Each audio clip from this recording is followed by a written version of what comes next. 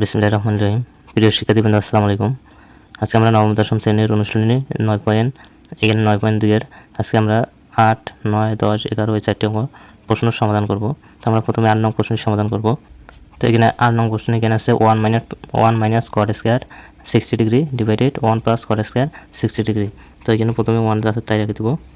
1 minus এখানে cot 60 degree মান হচ্ছে 1 ডিভাইডেড √3। তো এখানে 1 ডিভাইডেড √3, এখানে স্কয়ার আছে, এখানে স্কয়ার দেব। তারপর এখানে আছে 1 প্লাস এখানে cot 60 ডিগ্রি মান আছে 1 ডিভাইডেড √3। তো এখানে স্কয়ার আছে, আমরা এখানে স্কয়ার দেব। এখানে আছে 1 মাইনাস এখানে উপরে এখানে 1 এর বর্গ হচ্ছে 1, আর এখানে রুট স্কয়ার যদি আমরা কাটি তাহলে এখানে নিচে থাকে 3, আর নিচে এখানে হচ্ছে 1 প্লাস এখানে হচ্ছে 1 এর বর্গ 1, আর এখানে রুট স্কয়ার কাটলে এখানে আমাদের থাকে 3। তো আমরা এখানে প্রথমে লসাগু করব। তো 3 আর 1 ডিভাইডেড 3 যদি আমরা লসাগু করি তাহলে এখানে আসে 3। এই 3 1 এর নিচে কোনো সংখ্যা, এখানে 1 এর নিচে কোনো সংখ্যা না থাকার কারণে এখানে 3 1 দ্বারা গুণ হবে। তাহলে এখানে 3 1 দ্বারা গুণ করলে এখানে আছে 3 অক্ষে 3, এখানে আছে মাইনাস এখানে 3 3 দ্বারা ভাগ করলে আছে 1 1 1 দ্বারা গুণ করলে এখানে আছে 1 অক্ষে 1। তো এখানে আমরা লসাগু করব। তো এখানে লসাগু করবে আমাদের এখানে 3 আমরা এখানে 1 এর নিচে কোনো সংখ্যা না থাকার কারণে 3 এখানে আমরা সরাসরি 1 এর সাথে গুণ করে দেব। তাহলে 3 1 দ্বারা গুণ করলে 3 অক্ষে 3, এখানে প্লাস আছে প্লাস 3 3 দ্বারা ভাগ করলে এখানে আসছে 1 1 1 দ্বারা গুণ করলে 1 অক্ষে 1।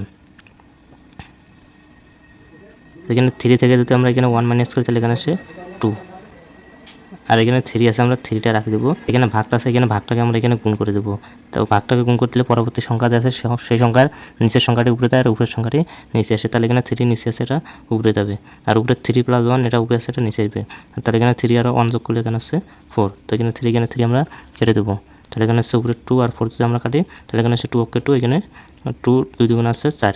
তাহলে এখানে অ্যান্সার হচ্ছে 1/2, এটা হচ্ছে অ্যান্সার। এখন আমরা এখানে 9 নং প্রশ্নের সমাধান করব। এখানে 9 নম্বরে আছে tan 45 degree into sin square 60 degree into tan 30 degree into tan এখানে আছে 60 ডিগ্রি। তো এখানে আছে tan এখানে 45 ডিগ্রি মান আছে আমাদের 1, এখানে tan 45 ডিগ্রি মান হচ্ছে 1, sin স্কয়ার তার এখানে sin 60 ডিগ্রি মান হচ্ছে এখানে √3 ডিভাইডেড এখানে আছে 2, এই সাইনের উপরে স্কয়ার থাকার কারণে আমরা এখানে স্কয়ার দেব। এখানে ইন্টু tan 30 ডিগ্রি মান আছে, তাহলে এখানে tan 45 ডিগ্রি মান হচ্ছে 1, sin স্কয়ার 60 ডিগ্রি মান হচ্ছে √3 ডিভাইডেড 2, এখানে স্কয়ার থাকার কারণে এখানে স্কয়ার tan 30 ডিগ্রি মান হচ্ছে 1 ডিভাইডেড √3, আর এখানে tan 60 ডিগ্রি মান হচ্ছে √3। তো আমরা এখানে √3 এখানে কেটে দেব। তাহলে এখানে আছে এখানে 1 যদি আমরা √3 ডিভাইডেড 2 দ্বারা গুণ করি তাহলে এটা √3 ডিভাইডেড 2 আসে, এখানে হচ্ছে 1। তাহলে এখানে রুট স্কয়ার কেটে দেবো, এখানে আসে 3 আর নিচে। তাহলে এটা হচ্ছে আমাদের 9 নং প্রশ্নের অ্যান্সার।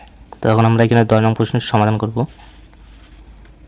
এখানে 10 নং প্রশ্নে আছে 1 minus cos square 60 degree divided 1 plus cos square 60 degree plus এখানে আছে sec স্কয়ার 60 ডিগ্রি। তো এখানে আছে 1 মাইনাস এখানে cos 60 ডিগ্রি মান আছে 1 ডিভাইডেড 2। তাহলে এখানে cos 60 ডিগ্রি মান আছে 1 ডিভাইডেড 2। এখানে cos এর উপর স্কয়ার থাকলে আমরা এর উপর স্কয়ার ধরে দেব। এখানে আছে 1, এখানে প্লাস cos 60 ডিগ্রি মান আছে 1 ডিভাইডেড 2, এখানে স্কয়ার থাকলে আমরা স্কয়ার দেব। আর এখানে 60 ডিগ্রি মান হচ্ছে এখানে 2।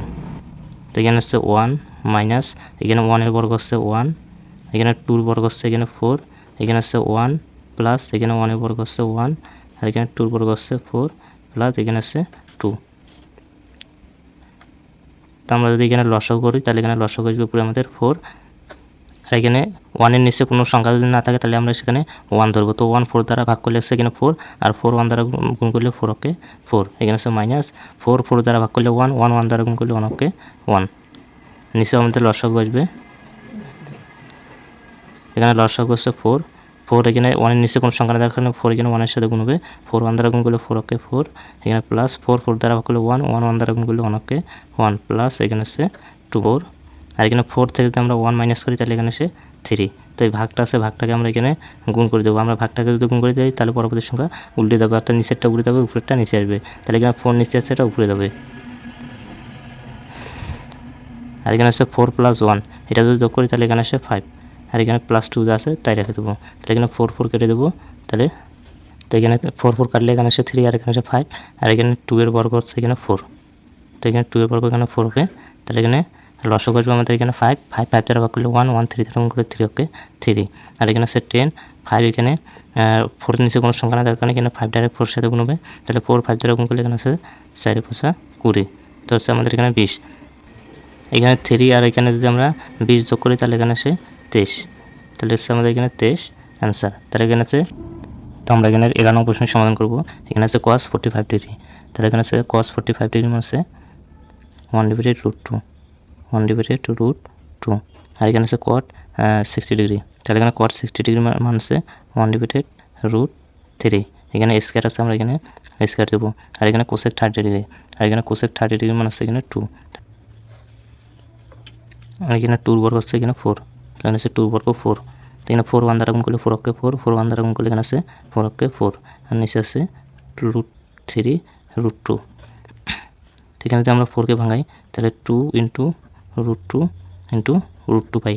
তাহলে এখানে √2 যদি আমরা গুণ করি, √2 × √2 গুণ করলে আসছে √2 স্কয়ার। তাহলে √2 স্কয়ার যদি আমরা কাটাকাটি করি তাহলে এখানে 2, এই 2 দ্বারা গুণ করলে আমরা এখানে 4 পাবো। তাহলে 4কে ভেঙে আমরা এখানে 2√2 এবং √2 পাই। তাহলে এখানে হচ্ছে 3√2, এখানে একটা √2 এখানে একটা √2 কাটা, তাহলে উপরে আসে 2√2 আর নিচে আছে 3, এটা হচ্ছে অ্যান্সার।